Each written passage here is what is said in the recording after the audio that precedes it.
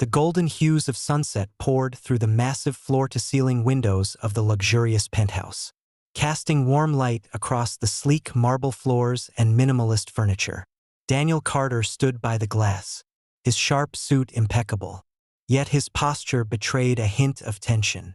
Outside, the city skyline glittered with life, but his thoughts were far removed from the bustling streets below. Behind him, his 8-year-old son, Isaiah Carter, sat cross-legged on the pristine white couch. His dark curls framed a face that was both curious and contemplative as he tapped at the screen of his tablet. A pair of headphones rested around his neck, the faint hum of music leaking out into the otherwise silent room. Daniel turned to glance at his son, a faint smile breaking through his otherwise serious expression. Isaiah was everything to him: bright, thoughtful, and far more perceptive than any child his age had a right to be. Yet, there was a quiet fragility in the boy's eyes, a vulnerability that Daniel both cherished and worried about. Losing his mother at such a young age had left its mark, one that no amount of love or luxury seemed to erase completely. "Isaiah," Daniel said softly, stepping away from the window. The boy looked up, pulling one side of his headphones off his ear. "Yeah, Dad." Daniel hesitated, the weight of what he was about to say pressing heavily on him. "I need to talk to you about something important." Isaiah tilted his head, his eyes sharp with curiosity. "What is it?" Daniel took a deep breath, sitting down beside his son. "You know I love you more than anything, right?" Isaiah frowned slightly, sensing the gravity in his father's tone. "Of course. You're the most important person in my life," Daniel continued. "But I think it's time for us to make a change." He paused, searching for the right words. "I've been seeing someone. Her name is Catherine, and I asked her to marry me." The words hung in the air. Isaiah's eyes widened, his tablet forgotten in his lap. "Marry her?" he echoed, his voice a mix of surprise and confusion. Daniel nodded, trying to gauge his son's reaction. "Yes, I wanted you to know first because this decision affects both of us. I really believe Catherine can make our family feel whole again." Isaiah didn't respond immediately. His small hands gripped the edge of his tablet as he processed the news. "Is she nice?" he finally asked, his voice barely above a whisper. Daniel smiled. "She's wonderful, smart, kind, beautiful. I think you'll like her." Isaiah bit his lip, his gaze dropping to his lap. "What about Mom?" he asked, his voice trembling slightly. Daniel's chest tightened. He reached out, placing a comforting hand on his son's shoulder. "Your mom will always be a part of us, Isaiah. No one can ever replace her. Catherine isn't trying to do that. She just wants to be here for us, to help make our family complete." Isaiah remained quiet, his thoughts clearly racing. After a moment, he nodded slowly, though his hesitation was evident. "When do I meet her? How about this weekend?" Daniel suggested, relief flooding through him at the question. "We could all have dinner together." "Okay," Isaiah murmured, though his tone carried an undertone of doubt. As Daniel leaned back, exhaling softly, Isaiah turned his gaze back to the glowing city outside. The world seemed so big, so full of possibilities. But for the first time, he felt a small seed of uncertainty growing in the pit of his stomach, a feeling he couldn't yet name, but one that would soon change everything. The weekend arrived sooner than Isaiah expected, bringing with it a mix of anticipation and unease. The dinner was set at one of Daniel's favorite restaurants, an elegant venue with dim lighting and soft jazz playing in the background. Isaiah sat quietly at the table, his small hands fiddling with the edge of the napkin while his father adjusted his tie for the third time. "She's running a bit late," Daniel said, glancing at his watch. His voice was calm, but Isaiah could sense the nervous energy behind his words. "I think you'll really like her once you get to know her." Isaiah nodded but stayed silent, his thoughts a swirl of apprehension. What if she didn't like him? What if she tried to take his dad away? The questions tugged at him, but he kept them buried, unwilling to voice his fears. A soft click of heels against the polished floor drew both their attention. Isaiah looked up to see Catherine approaching the table. She was stunning, with her blonde hair cascading in loose waves over her shoulders and a smile that seemed perfectly practiced. She wore a sleek navy dress, understated yet elegant, and carried herself with a confidence that commanded attention. "Sorry I'm late," she said, her voice warm and smooth as honey. She leaned down to kiss Daniel on the cheek before turning her attention to Isaiah. "And you must be Isaiah." Isaiah nodded, unsure of what to say. She crouched slightly to meet his eye level, her smile widening. "Your dad's told me so much about you," she said, her tone light and friendly. "He says you're really smart, big into science and history, right?" "Yeah," Isaiah replied softly, glancing at his dad, who was beaming. "Well, I think we'll get along just fine," Catherine said, standing and taking her seat. "I brought something for you." She reached into her handbag and pulled out a small box, sliding it across the table. Isaiah hesitated before opening it. Inside was a sleek puzzle book, the kind he usually loved. "Thank you," he said, though the words felt awkward in his mouth. Something about the way she watched him made his skin prickle, like he was being assessed rather than welcomed. The dinner progressed smoothly, or so it seemed. Catherine was charming, laughing at Daniel's jokes and asking Isaiah about his favorite subjects in school. She shared stories about her travels, sprinkled with just enough humor to keep Daniel captivated. But Isaiah couldn't shake the nagging feeling that her interest in him wasn't genuine.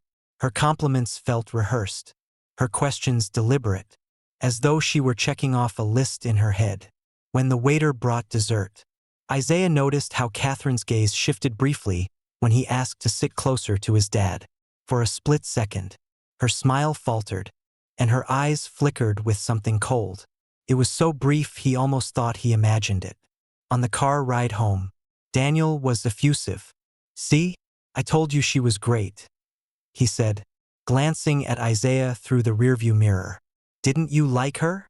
Isaiah hesitated before forcing a small smile. "She's nice." Daniel grinned, satisfied. "I'm glad to hear that. This is a big step for all of us, buddy. But I think it's the right one." Isaiah didn't respond. He stared out the window, watching the streetlights blur into streaks of gold. Deep down, something still felt off, but he pushed the thought aside. Maybe he was just overthinking it. Maybe he needed to give her a chance. Over the next few weeks, Catherine became a more frequent presence in their lives. She would join them for dinners, bring Isaiah thoughtful gifts, and compliment Daniel on his parenting skills. On the surface, everything seemed perfect, but Isaiah couldn't ignore the small cracks he began to notice. There were the subtle corrections, like the time she scolded him for leaving his shoes in the hallway, a habit his dad never minded, or the way she looked at him when he accidentally spilled a glass of water during dinner, her smile tight and her eyes sharp. And then there were the comments. They seemed harmless at first, like when she said, "You're lucky to have a father like Daniel. Not every kid gets this kind of life." But the tone left Isaiah uneasy, as though she were reminding him of how easily it could all be taken away. One afternoon, while his dad was out, Isaiah walked past Catherine's study and heard her speaking on the phone. He paused, the door slightly ajar. "Of course I'll have access to the accounts once we're married," she said, her voice low and clipped. "It's all lined up. The kid? He's not an issue. He's just a spoiled brat." Isaiah froze, his heart hammering in his chest. He backed away silently, his mind racing. What did she mean? Why was she talking about his dad's accounts? And why did she call him a problem? For the first time, Isaiah felt fear creeping in. Something about Catherine wasn't just off, it was wrong. He needed to find a way to prove it, not just to himself, but to his dad. That night, as he lay in bed staring at the ceiling, Isaiah made a decision. He reached for his tablet and opened the voice recorder. If Catherine was hiding something, he was going to find out, no matter what it took. Isaiah didn't know what he was getting himself into, but one thing was certain: this was just the beginning. The following days were a blur of cautious observation and quiet determination. Isaiah began watching Catherine more closely, noting every detail, the way her expression shifted when she thought no one was looking, the moments she spoke in hushed tones on the phone, or how her warmth seemed to evaporate the moment his father left the room. Isaiah's voice recorder became his constant companion. He started recording snippets of Catherine's conversations, trying to piece together the truth. The first few recordings were mundane, filled with superficial pleasantries and wedding preparations. But one afternoon, as Isaiah passed her study, he struck gold. "I told you, once the accounts are merged after the wedding, everything will be under control." Catherine's voice hissed through the slightly open door. "The prenup is just a formality. He trusts me completely." Isaiah's stomach tightened. He pressed the record button on his tablet, careful not to make a sound. "And the kid?" a second voice asked. It was male, unfamiliar. "He's a nuisance, but nothing I can't handle," Catherine replied, her tone icy. "Daniel dotes on him, but once everything is finalized, I'll deal with that little problem." Isaiah's breath caught in his throat. He backed away from the door, heart racing. Catherine wasn't just manipulative. She was dangerous. He needed to show his dad the recordings. But a nagging voice in the back of his mind whispered that it might not be enough. Catherine had a way of twisting words, of charming her way out of difficult situations. If he confronted her now, she could spin the narrative against him. That night, Isaiah sat on his bed with his tablet in hand, scrolling through the recordings. He replayed the most damning ones, memorizing every word. But the more he listened, the more he realized he needed more than just audio. He needed something undeniable. The next day, Isaiah waited until Catherine left for her wedding dress fitting. Then, with his dad still at work, he crept into her study. The room smelled faintly of her perfume, sharp and overpowering.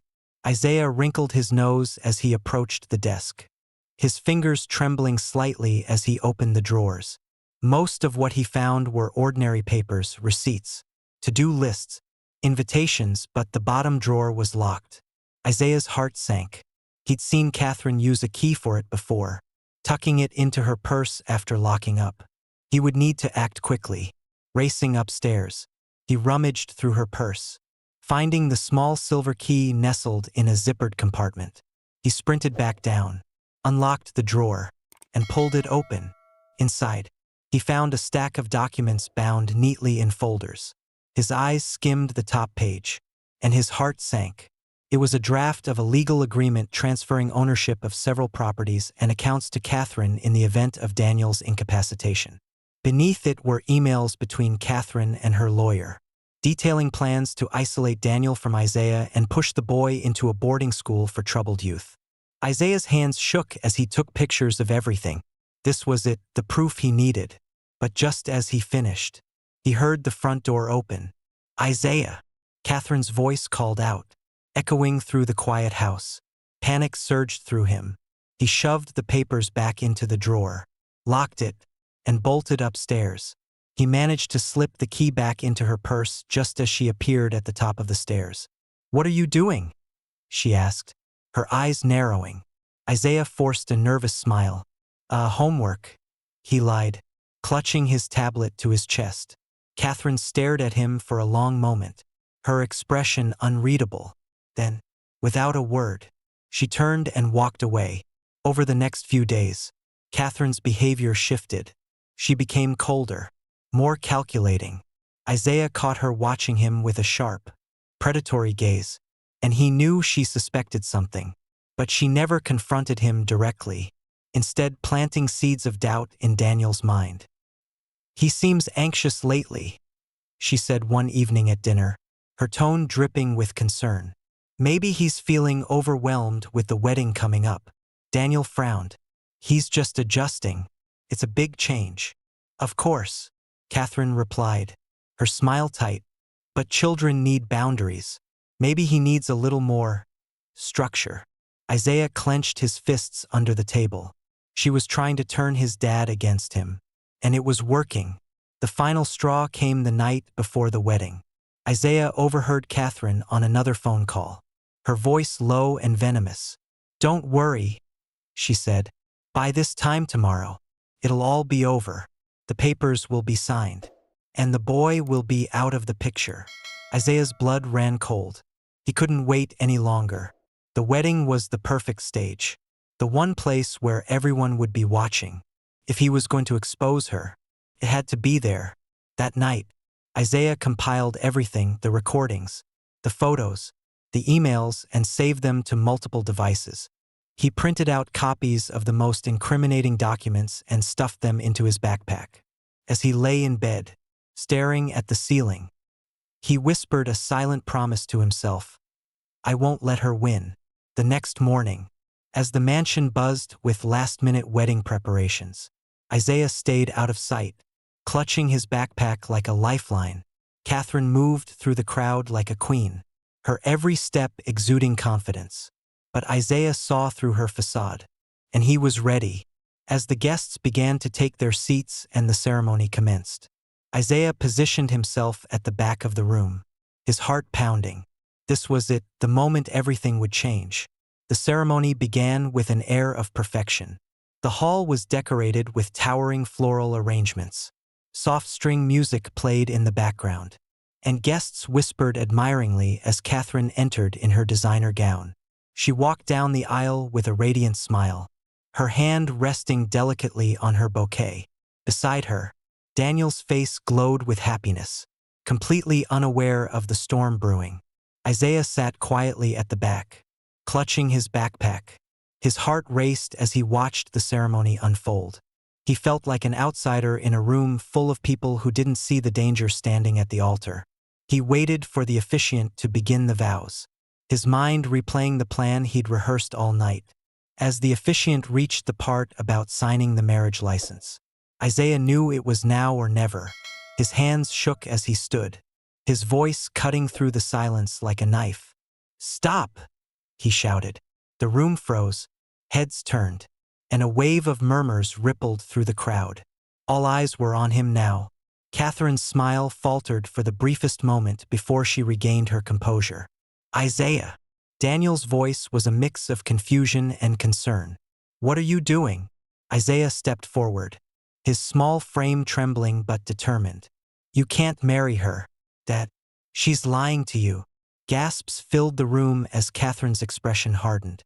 "Isaiah," she said, her voice sickly sweet, "this isn't the time for jokes. Come here, sweetheart." "It's not a joke," Isaiah shouted, his voice firm despite the lump in his throat. He reached into his backpack and pulled out his tablet. "I have proof." "Isaiah, what are you talking about?" Daniel asked, taking a step toward him. Isaiah pressed play on the first recording, and Catherine's voice filled the hall. "Once I have what I want, I'll make sure he never causes problems again." The room erupted in whispers. Catherine's face turned pale, her mask of composure cracking as Isaiah played the next recording. "The prenup will hold until the assets are transferred. After that, he won't be able to touch them." Daniel's jaw dropped as he stared at Catherine, his eyes filled with shock and disbelief. "What is this?" he demanded. Catherine opened her mouth, but no words came out. Her polished facade was unraveling, and panic flashed in her eyes. Isaiah wasn't done. He pulled out the printed emails and documents, holding them up for everyone to see. "She's been planning this the whole time," he said. "She doesn't love you, Dad. She just wants your money, and she wants to send me away." The room fell into chaos. Guests whispered and gasped, some pulling out their phones to record the drama unfolding before them. Catherine's eyes darted around the room, searching for an escape. "This is ridiculous," she snapped, her voice rising. "He's just a jealous child trying to ruin our day." Daniel grabbed the papers from Isaiah's hands, his face darkening as he skimmed through them. Each page revealed another layer of betrayal. His hands trembled as he looked up at Catherine, his voice low and dangerous. "Is this true?" Catherine's expression twisted with fury. "What if it is?" she spat. You think you're so perfect. Daniel? All your money, all your power, it means nothing. You were just a stepping stone. And your son is an entitled brat who doesn't know his place. The crowd recoiled in shock as her words echoed through the room. Get her out of here, Daniel said quietly, turning to the security guards stationed by the door. No, Catherine screamed, her voice shrill. She grabbed a champagne glass from a nearby table and hurled it to the floor, shattering it into shards. You can't do this to me. You'll regret it. The guards moved quickly, grabbing her arms as she struggled. You'll regret this. Daniel, she shouted as they dragged her toward the exit. You and that little brat will pay for this. The heavy doors slammed shut behind her, and the room fell silent. All eyes turned back to Daniel, who stood frozen at the altar, his face pale and unreadable. Slowly, he turned to Isaiah, his expression softening as he stepped forward. Isaiah, he said, his voice heavy with emotion. I'm so sorry. Isaiah felt the weight of the past weeks crash down on him as Daniel pulled him into a tight hug. I should have listened to you, Daniel whispered. You were trying to protect me, and I didn't see it. Thank you. Isaiah clung to his father, relief washing over him as tears blurred his vision. I just didn't want her to hurt us, he whispered. Daniel nodded, his voice steady now. She won't. Not anymore. The guests began to leave, murmuring amongst themselves as they filed out of the hall. Reporters had already gathered outside, their cameras flashing as they tried to piece together the scandal that had just unfolded. Inside, the shattered remnants of Catherine's deceit lingered.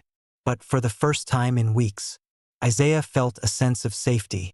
Back at the mansion, Daniel sat with Isaiah in the quiet of the living room. The air was heavy, but there was an unspoken understanding between them now, a bond that had been tested and proven unbreakable. I'll make this right, Daniel said, his hand resting on Isaiah's shoulder. Not just for us, but for your mom. She'd be proud of you. You know, Isaiah smiled faintly, the knot in his chest finally beginning to loosen. For the first time, he felt like they were moving forward, not just away from Catherine, but toward something better. And as they sat together, the city lights twinkling outside the window, Isaiah realized this wasn't the end of their story. It was the beginning of a new chapter, one where they faced the world together, stronger than ever. Lingering shadows. The days following the wedding were a whirlwind. News of the event spread like wildfire, with headlines splashed across newspapers and gossip websites. Billionaire's wedding drama. Bride exposed as con artist by 8-year-old son.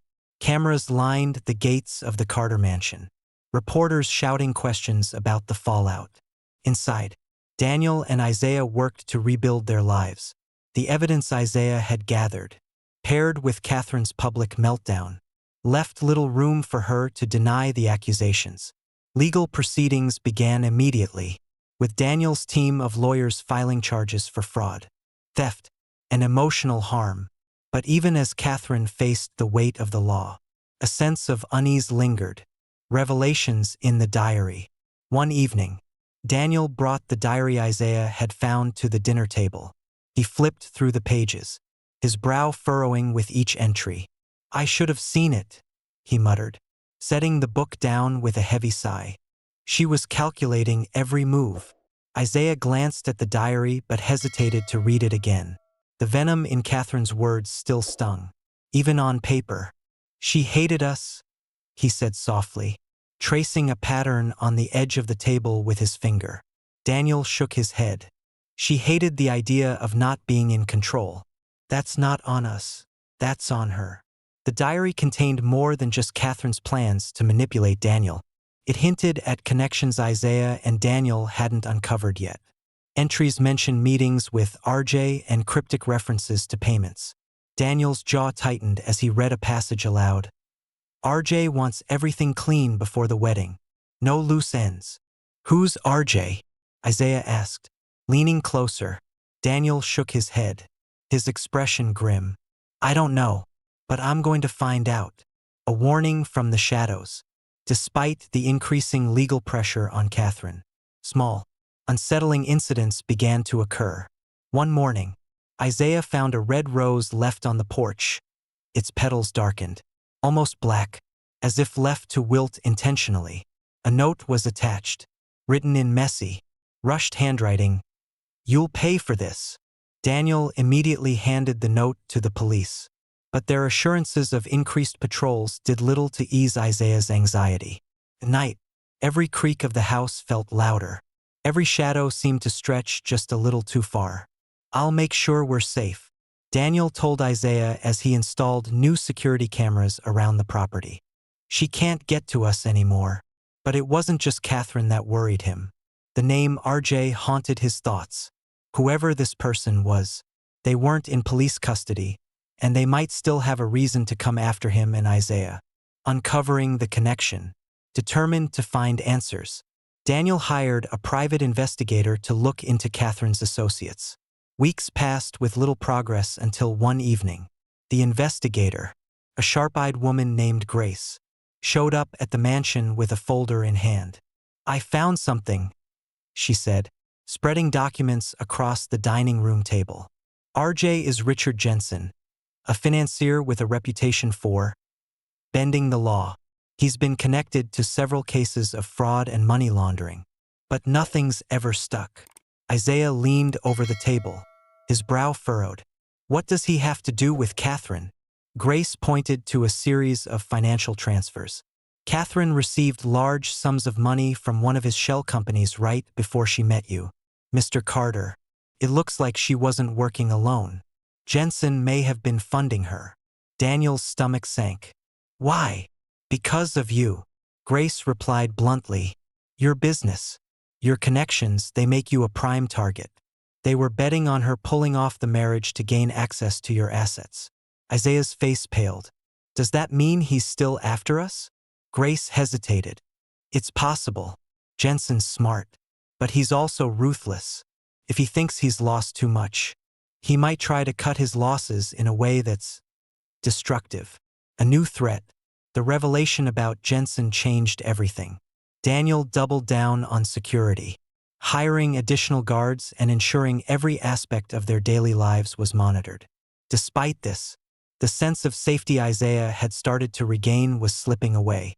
One night, as they sat watching a movie, an alert from the security system interrupted them.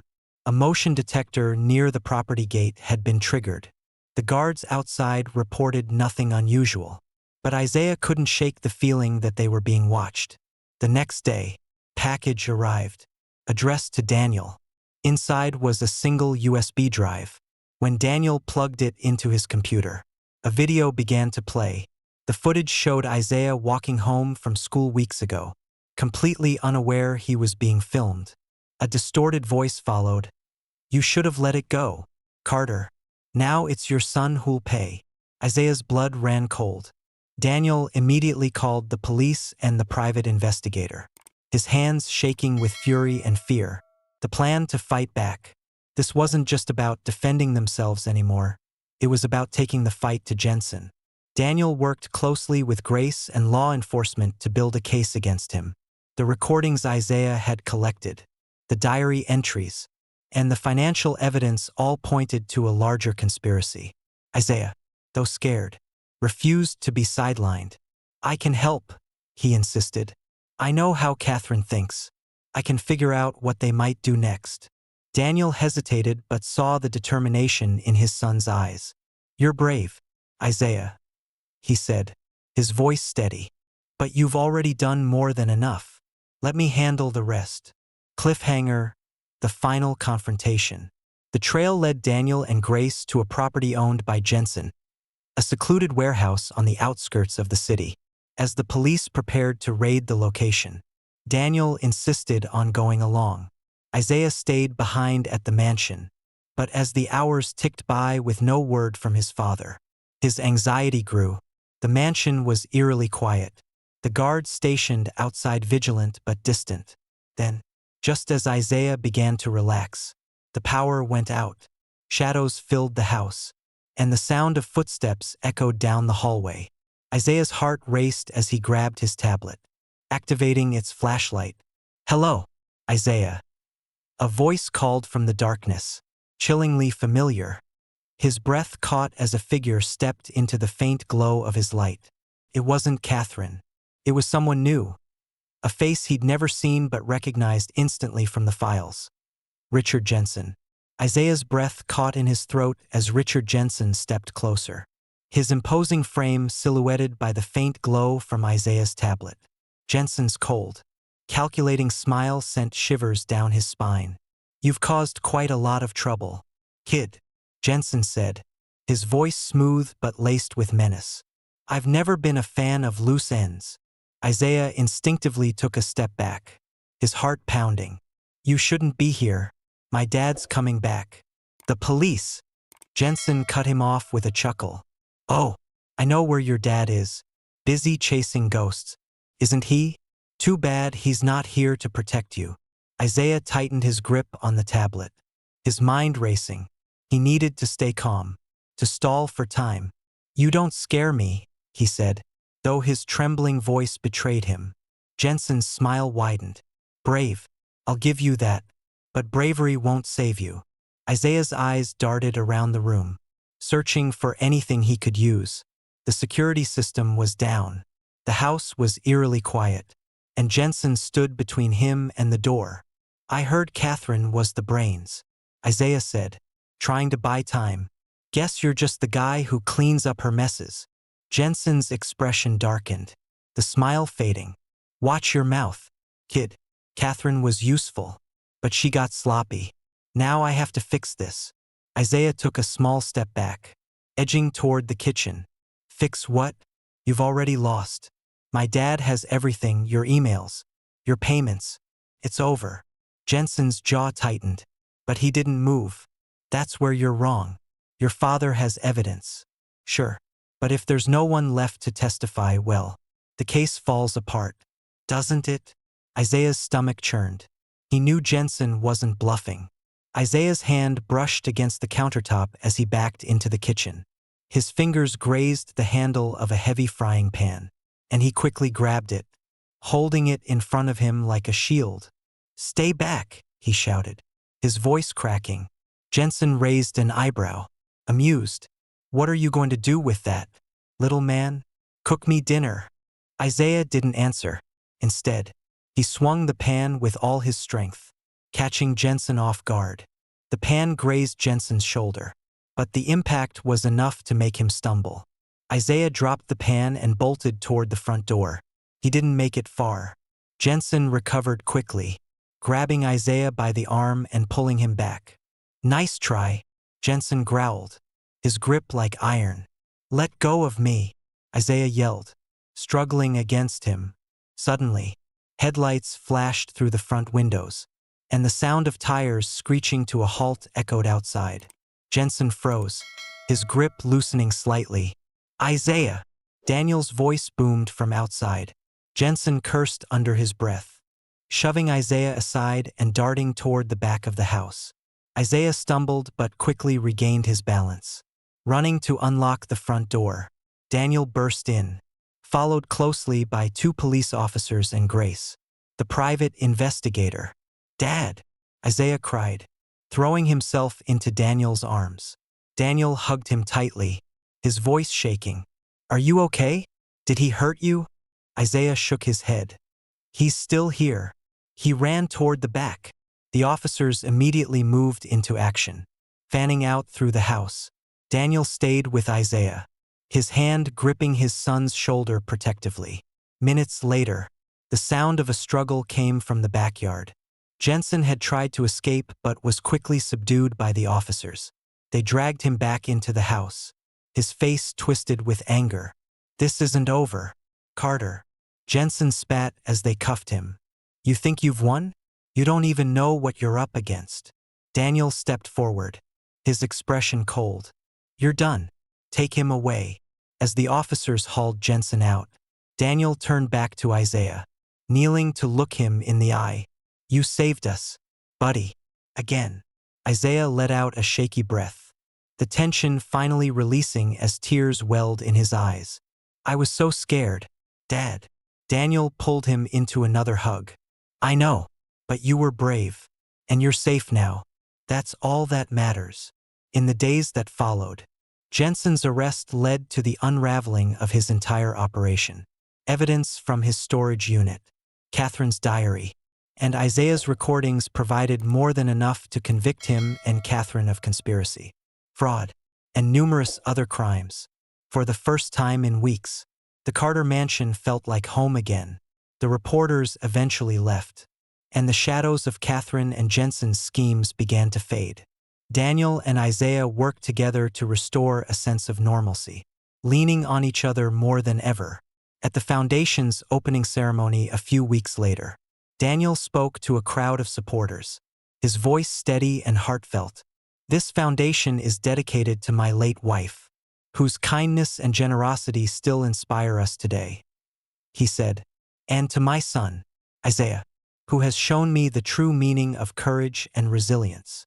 Isaiah stood beside him, a small smile on his face as the crowd applauded. For the first time in a long while, he felt a sense of peace. That night, as they sat together on the couch, Isaiah looked up at his dad. "Do you think they'll ever come back?" Daniel's expression softened, and he placed a reassuring hand on Isaiah's shoulder. "They won't, and even if they try, we'll be ready. Together." Isaiah nodded, his heart lighter. He knew the scars of the past wouldn't disappear overnight, but for the first time, he felt like the future was his to shape. As the city lights twinkled outside the window, Isaiah leaned against his father, knowing they had weathered the storm and come out stronger. Together, they were unstoppable. The story wasn't over, but it was theirs to write from here on out.